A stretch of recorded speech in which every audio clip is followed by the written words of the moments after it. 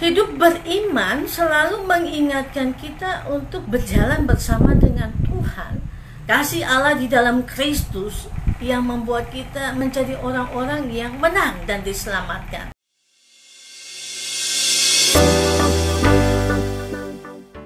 Bapak Ibu Saudara yang diberkati Tuhan, ya, dalam hidup ini kita selalu berhadapan dengan banyak orang.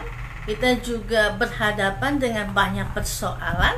Kita juga menemui berbagai sukacita dan kebaikan Tuhan. Dan itu mengingatkan kita untuk tetap hidup bertumpu kepada apa yang kita percaya, yaitu Allah di dalam Kristus yang menyelamatkan kita. Allah yang memberikan kekuatan dan keteguhan bagi kita menjalani hari-hari hidup. Bapak Ibu Saudara, saya mengajak kita bersama-sama membaca dari 1 Yohanes pasal 5 ayat 4. Hanya satu ayat, tetapi sesungguhnya kita akan melihat bagaimana Yohanes berbicara tentang hidup, ya, hidup yang mengasihi Tuhan, dan karena kasih itu kita mempunyai iman, ya, yang berjalan bersama-sama. Iman yang membawa kemenangan, itu tema kita pada hari ini. 1 Yohanes 5 ayat 4. Saya baca bagi kita semua. Mari kita membuka hati kita bagi kebenaran firman Tuhan. 1 Yohanes 5 ayat 4. Sebab semua yang lahir dari Allah mengalahkan dunia. Dan inilah kemenangan yang mengalahkan dunia, iman kita. Segala sesuatu, semua yang lahir dari Allah mengalahkan dunia, dan inilah kemenangan yang mengalahkan dunia, iman kita. Ya, saudara yang terkasih, ya, hidup beriman selalu mengingatkan kita untuk berjalan bersama dengan Tuhan dalam sebuah percaya Allah menyelamatkan, dan kasih Allah yang menyelamatkan itu yang membuat kita mampu berjalan dalam iman yang dilandasi oleh kasih. Dan dalam surat 1 Yohanes pasal 5 ini, ya, bahkan dalam semua yang dituliskan dari pasal 1 sampai dengan pasal 5 ini, pasal yang terakhir, ya, mau bercerita tentang apa yang dilakukan oleh Allah dalam dunia ini, dan banyak menjelaskan tentang kasih, tentang love, ya, apa yang Allah berikan. Nah, kasih itu mempunyai sesuatu yang melatar belakangi sehingga keselamatan itu terjadi dalam hidup orang percaya. Kasih Allah di dalam Kristus yang membuat kita menjadi orang-orang yang menang dan diselamatkan. Kasih Allah di dalam Kristus dan Roh Kudus yang memimpin kita membuat kita mampu berjalan dalam kemenangan bersama dengan Tuhan. Dan kemenangan itu diberikan oleh Allah. Kemenangan itu diberikan oleh Allah. Kemenangan itu tidak kita dapatkan sendiri. Kalau bicara tentang kemenangan, berkaitan dengan pertandingan, berkaitan juga dengan taruhan. Tetapi kemenangan yang dimaksud di sini, iman kita membawa kemenangan adalah supaya kita menang di dalam mengalahkan dunia ini. Sebab hidup di dalam dunia tidak seperti yang kita bayangkan. Hidup di dalam dunia kita selalu dibayangi dan kita selalu dihampiri oleh berbagai keinginan dunia. Bahkan kami sendiri, ya, kita harus sadar bahwa kita sendiri juga masih ada di dalam keinginan duniawi yang begitu kuat. Emosi kita yang emosional, rasa egois kita, ya, semua itu ada di dalam dunia. Sebab kita di tengah-tengah dunia, tapi kita juga dikatakan harus bisa mengalahkan dunia. Saudara, apa yang dikatakan dalam bagian ini mengingatkan kepada kita bahwa tiap orang di dalam dunia ini lahir dengan latar belakang yang berbeda. Tidak semua sama. Dan tidak semua orang mendapatkan cinta itu di dalam pengenalan terhadap Tuhan di rumahnya. Ya, mengenal Tuhan bukan hanya di dalam keluarga. Mengenal cinta Tuhan bukan hanya di dalam keluarga. Sebab hari ini di dunia ada banyak keluarga yang broken home. Ya, ada banyak orang yang patah hati. Ada banyak orang yang merasa sakit hati dengan keadaan yang dialami dalam keluarganya. Ya, mengenal Allah bukan hanya di dalam keluarga, tetapi mengenal Allah ya melalui firman. Firman itu bukan hanya dibaca, karena Allah berbicara dan Allah memakai semua orang menjadi firman yang hidup. Jadi kita bisa mengenal Allah bukan hanya di dalam keluarga kita, tapi kita mengenal Allah dari pekerjaan-pekerjaan yang dilakukan Allah bagi kita. Apa itu pekerjaan yang dilakukan Allah? Karya keselamatan. Apa itu pekerjaan yang dilakukan Allah dalam hidup kita setiap hari? Ya, ada banyak orang yang menjadi tangan, kaki, mata, dan hatinya Allah bagi kita. Sehingga kita mengenal Allah dari pekerjaan Allah, bukan dari keluarga kita saja. Ya, saudara, sangat menarik sekali ketika dalam bagian ini Yohanes ya selalu menjelaskan tentang kasih sebagai dasar dari iman. Ya, sebab kasih itu melahirkan kepada kita kemampuan, melahirkan perasaan bagi kita. Kasih itu melahirkan kita kembali untuk menjadi manusia. Kasih itu membuat kita menjadi manusia yang memanusiakan orang lain. Kasih itu tidak bisa dipaksakan. Oh, lu harus kasih beta, lu harus cinta dengan beta. Cinta itu tidak bisa dipaksakan, tapi cinta dan kasih itu harus keluar dari sebuah ungkapan hati setiap orang. Dan mengasihi Allah juga tidak bisa dipaksakan. Mengasihi Allah harus keluar dari dalam hati kita yang mengasihi Allah, yang terikat kepada Allah, yang mencintai Allah dalam kehidupan setiap hari. Ayat 1 mengatakan setiap orang percaya bahwa Yesus adalah Kristus lahir dari Allah. Dan setiap orang yang mengasihi Dia yang melahirkan, mengasihi juga Dia yang melahirkan ya daripadanya. Ya, inilah tandanya bahwa kita mengasihi anak-anak Allah, yaitu apabila kita mengasihi Allah serta melakukan perintahnya. Perintahnya itu tidak berat. Ya. Kenapa dikatakan perintah itu tidak berat, padahal perintah itu berat? Kalau kita dapat perintah dari atasan, kita katakan, waduh ini berat banget ya. Ya, kita disuruh untuk memberi, berat bagi kita. Ya, kita disuruh untuk membantu orang, berat bagi kita. Kita diberi perintah untuk menolong, berat bagi kita. Bahkan ketika kita dikasih perintah untuk mengeksekusi orang, berat bagi kita. Kenapa berat? Sebab yang berat bagi kita itu yang susah untuk kita lakukan, yang sulit untuk kita kerjakan. Dan firman Tuhan mengatakan perintah-perintah itu tidak berat bagi orang yang dilahirkan dari Allah. Ini bicara tentang melahirkan, bukan hanya bicara tentang Allah ya dalam kehidupan sebagai pemimpin, tapi Allah yang melahirkan. Nah, ini kita melihat Allah yang kita percaya adalah Allah yang rahim, Allah yang melahirkan ya. Allah sebagai ayah dan ibu. Dalam teologi feminis kita diingatkan Allah yang melahirkan kita menjadi manusia yang dibaharui dalam hidup dan cinta kepada Allah. Allah yang melahirkan, yang memperjuangkan apa yang dilahirkan itu, dan Allah ingin orang yang dilahirkan oleh Allah memperjuangkan hidupnya secara baik untuk mengenal Allah dalam keseharian, dalam pekerjaan yang dilakukan oleh Allah.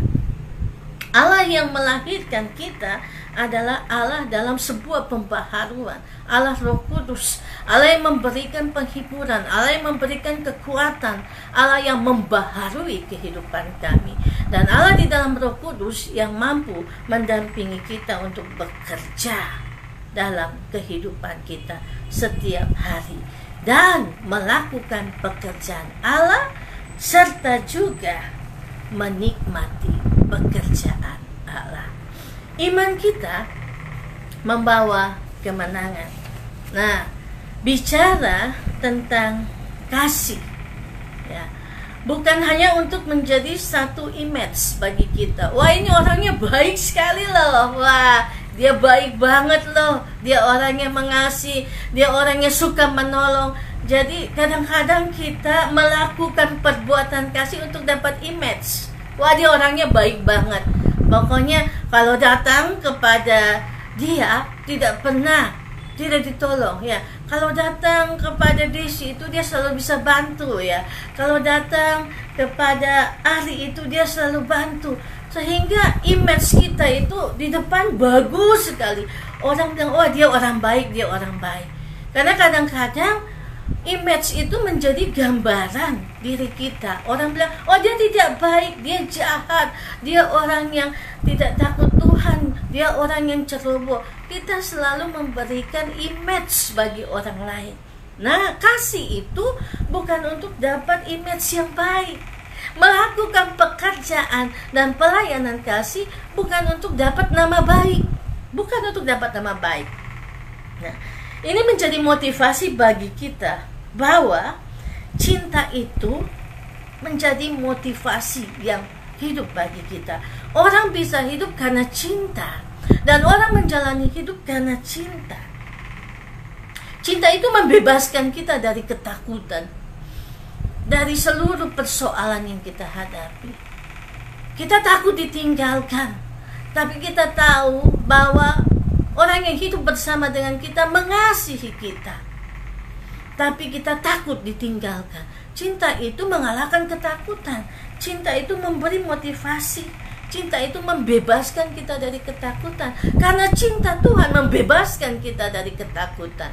Karena cinta Tuhan kita diselamatkan. Dan cinta itu membawa kita kepada sebuah perjalanan hidup beriman, mencintai Tuhan, mengasihi Tuhan. Kadang-kadang ketika kita mencintai seseorang, kita takut ditinggalkan. Entah itu anak muda yang lagi pacaran, ya, takut ditinggalkan. Suami istri, Pak Sutri, takut ditinggalkan. Karena sekarang ini ya, orang bisa cepat jatuh cinta dengan hanya terpola pada pola yang lama. Lihat fisik, lihat muka, lihat body, lihat uang, lihat jabatan. Orang bisa bilang, saya cinta kepada dia. Cinta apa? Cinta uangnya, cinta jabatannya, ya. Tapi Yesus tidak mengajarkan itu. Yesus mengatakan cinta mengalahkan ketakutan. Karena tidak ada yang pernah ditinggalkan oleh Yesus dalam cintanya yang besar. Yang mengasihi Tuhan, dia tidak akan pernah kehilangan cinta dari Tuhan. Walaupun kita sering mengurangi kadar cinta kita kepada Tuhan. Semakin kita bertambah usia, kita harus lebih dewasa. Semakin kita bertambah usia, kadar cinta kita harus semakin ditingkatkan, bukan semakin tipis atau hilang. Bagaimana meletakkan kadar cinta itu? Alkitab mengajarkan kepada kita, firman-Nya yang menghidupkan kita, Allah yang melahirkan kita. Dan semua yang lahir dari Allah mengalahkan dunia. Kata mengalahkan dunia mengingatkan kepada kita ada sebuah kekuatan besar yang dilakukan Allah dalam hidup kita untuk kita tetap bertahan. Dan kalau bicara tentang Allah yang melahirkan kita dengan cinta, adalah sebuah pembaharuan hidup. Kalau orang bicara tentang lahir baru, ya berarti ada sesuatu pembaruan hidup dalam dirinya yang membuat dia lahir kembali menjadi orang yang bertransformasi, ya, yang berubah. Dan perubahan itu ada di dalam dirinya untuk juga mempengaruhi dunia di sekitarnya menjadi baik. Jadi perubahan itu tidak perlu tunggu dari orang lain. Perubahan itu harus muncul dari dalam diri kita sendiri. Perubahan itu yang membawa kita untuk orang mencintai Tuhan. Jadi kalau kita ada dalam sebuah pembaharuan hidup, kita bertransformasi, ada yang berubah dalam hidup kita. Yang berubah itu yang menjadi bagian, yang menjadi energi positif, yang memotivasi orang lain untuk juga hidup dalam cinta kepada Allah. Saya mau mengingatkan kita semua teolog Jerman itu, Dietrich Bonhoeffer, dia mengatakan tentang cheap grace, ya, anugerah, ya, anugerah, bukan anugerah murahan, ya, anugerah dari Allah, ya. Konsep cheap grace ini mau mengingatkan kita bahwa kita menerima kasih karunia dari Allah dengan cuma-cuma, dengan gratis, sebagai gift, sebagai kado, sebagai pemberian, sebagai anugerah. Tapi itu bukan anugerah yang murahan. Sebab Allah memberikan anaknya sendiri, Yesus Kristus, untuk membebaskan kita. Dengan cintanya yang besar, Yesus mengalahkan dunia. Dengan cintanya yang besar, Yesus memberikan keselamatan kepada kita. Tapi seringkali orang memahami anugerah Allah itu sebagai sesuatu yang murah baginya, karena dengan cuma-cuma didapatkan. Sehingga Bonhoeffer katakan cheap grace bukan anugerah murahan. Kita menerima anugerah dari Allah sebagai cheap grace, tapi hidup kita harus ada di dalam sebuah pembaharuan, sehingga kita memahami anugerah itu sebagai sebuah berkat, bukan sesuatu yang gratisan. Memang gratis, ya, dan yang gratisan itu selalu dianggap, ya, second, nomor 2. Karena yang brand itu selalu nomor 1. Kita selalu mau beli barang-barang yang brand. Kita selalu mau dapat image yang paling bagus. Tapi sesungguhnya kita sudah dapat brand itu, brand yang luar biasa, anak-anak Allah. Brandnya apa? Anak-anak Allah. Dan kalau anak itu mendapat bagian yang paling penting dalam hidup orang percaya, anak itu selalu mendapatkan tempat di hati Allah, di hati Bapa, di hati orang tuanya. Anugerah Allah membebaskan kita dari ketakutan. Anugerah Allah dalam cinta yang besar yang diberikan kepada kita mau mengingatkan kita jangan jadi orang yang murahan, yang menjual segala sesuatu untuk kepuasan diri kita sendiri, tapi menjadi orang yang mampu menghargai anugerah Allah dengan perbuatan-perbuatan yang membuat perubahan dalam diri kita. Iman adalah kemenangan kita.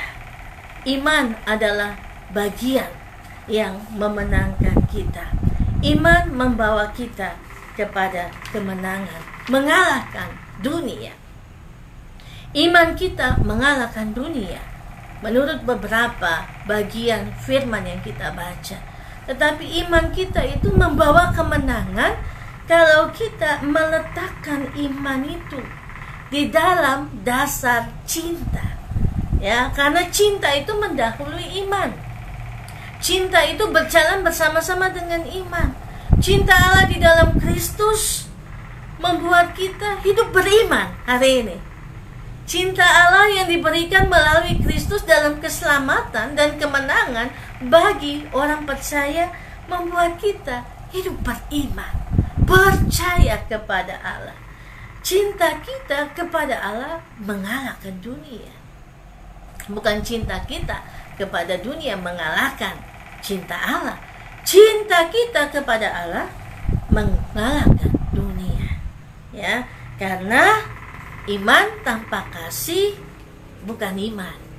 Ya, iman harus berjalan bersama-sama, dilandasi oleh kasih. Oleh karena itu, ada yang dikatakan dalam pemahaman-pemahaman kita sebagai orang-orang percaya, sola fide, hidup karena iman. Karena hidup dengan iman, hidup karena iman kita diselamatkan. Tapi iman tidak bisa jalan sendiri. Sola fide betul, tapi sola fide itu mengajarkan kita untuk meletakkan dasar cinta itu. Kenapa? Dengan iman kita menang. Dengan iman kita bisa berjalan. Sebab Allah yang mengasihi kita, Allah yang memberikan cinta yang besar, menaruh cinta itu untuk kita tetap hidup beriman kepada Allah yang kita percaya. Sebab semua yang lahir dari Allah mengalahkan dunia. Dan inilah kemenangan yang mengalahkan dunia. Iman kita. Kemenangan yang mengalahkan dunia, iman kita. Orang tanya, berapa sih hidup beriman? Imannya sebesar apa? Beriman sampai di mana? Ya, kemarin dan tadi ada gempa ya.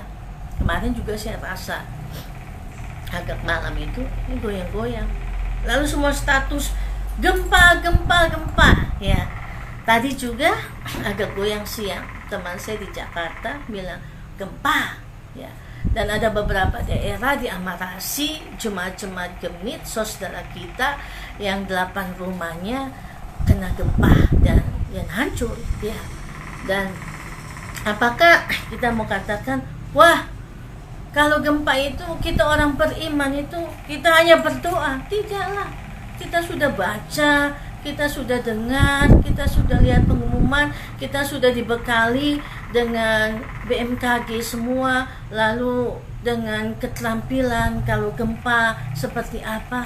Orang beriman juga berhikmat, karena kita tidak boleh menjadi orang yang tidak menggunakan iman dalam hikmat itu sehingga kita mati konyol. Tidak ya, gempa-gempa ya, banyak orang katakan hal itu.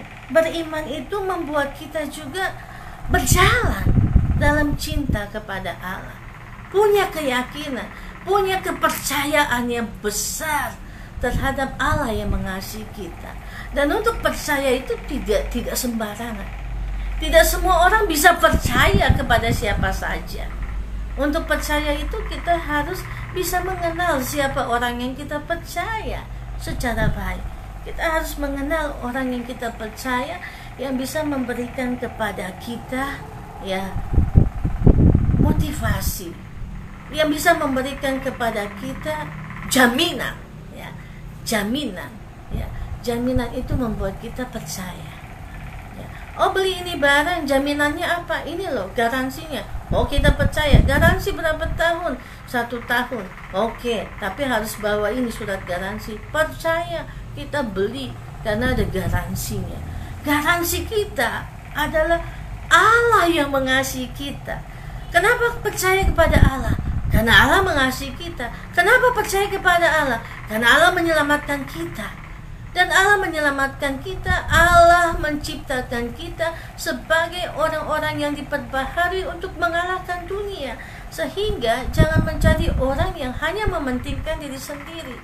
Kalau kita pegang garansi dari Allah untuk percaya kepada Allah dengan segenap hati, berjalan dalam iman kita yang membawa kemenangan, berarti kita juga harus memberi garansi itu bagi orang lain supaya mereka hidup dalam percaya, beriman, karena mereka juga dicintai dan dikasihi oleh Allah.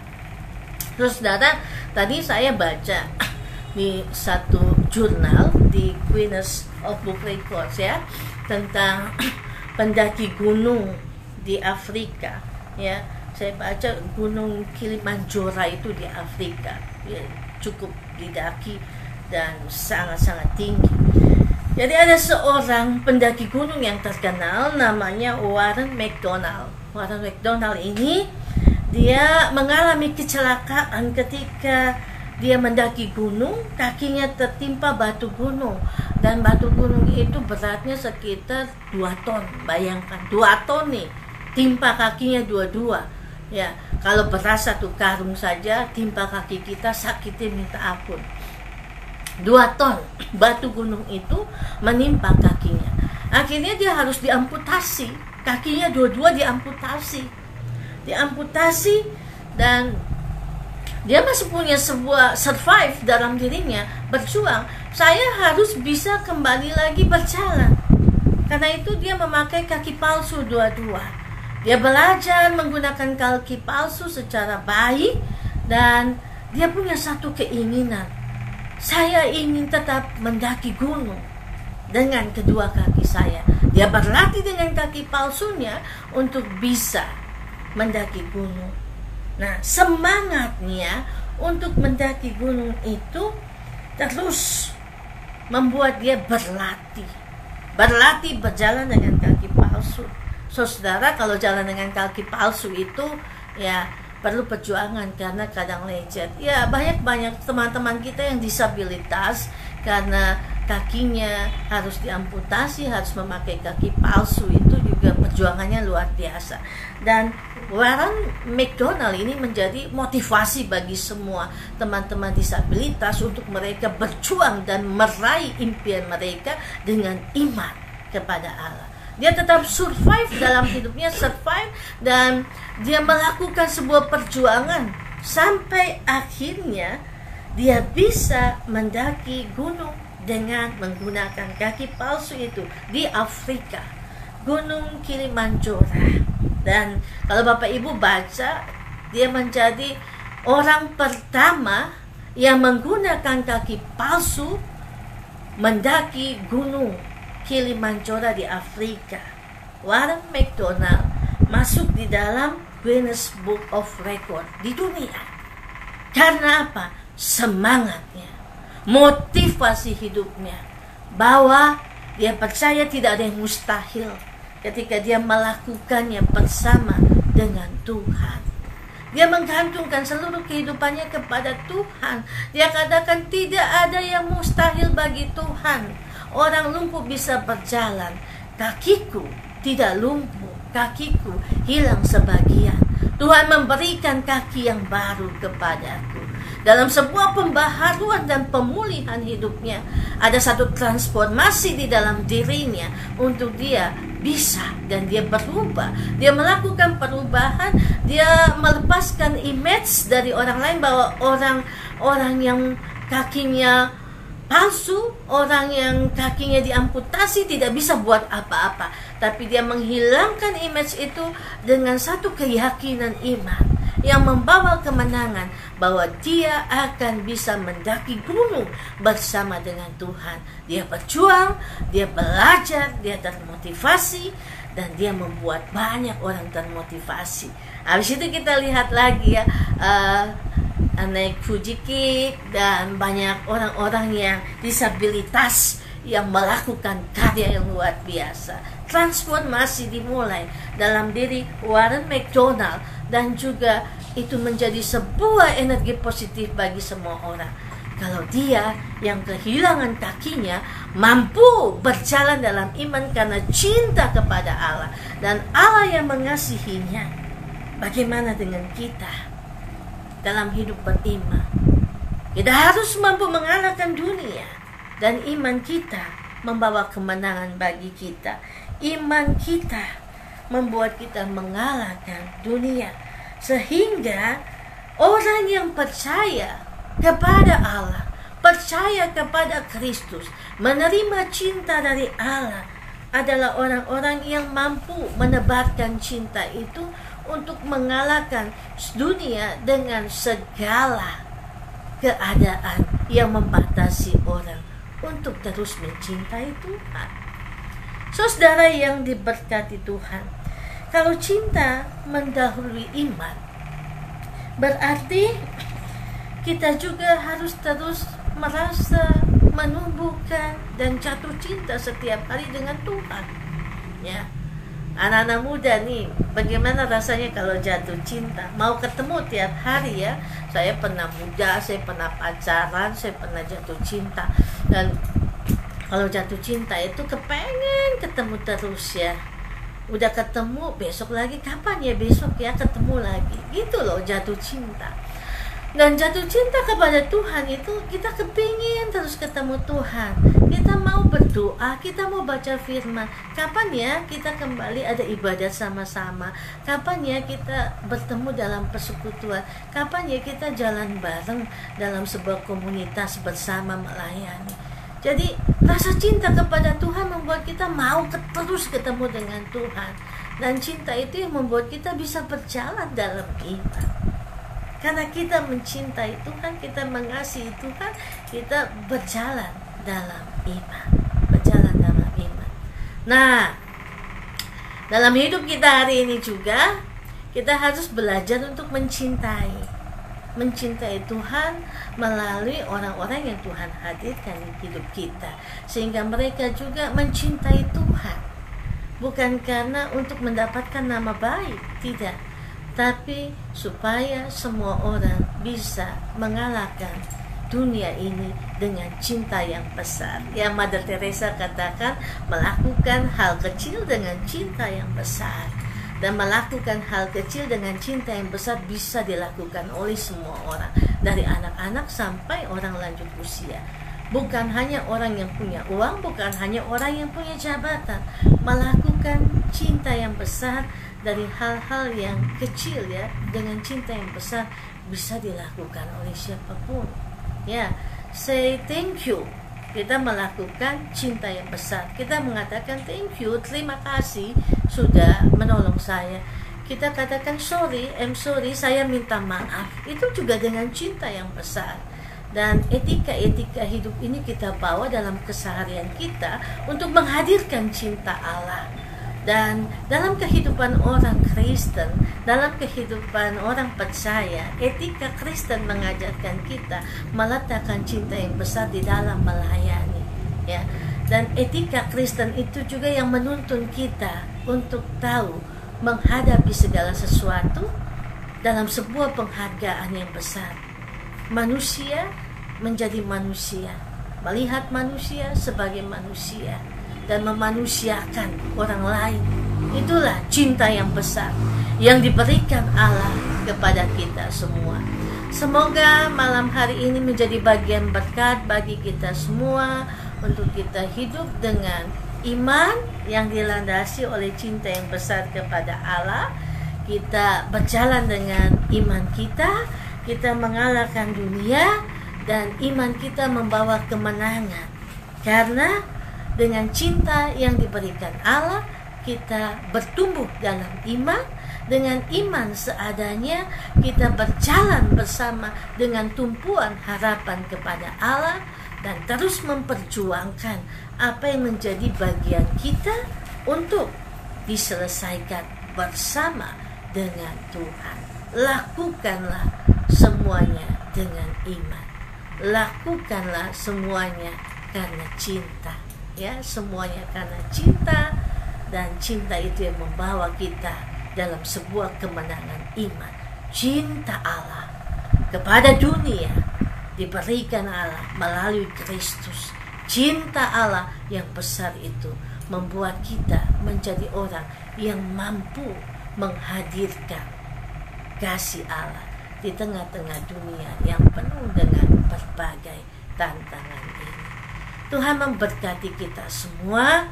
Mari kita belajar mengasihi untuk kita bisa hidup beriman.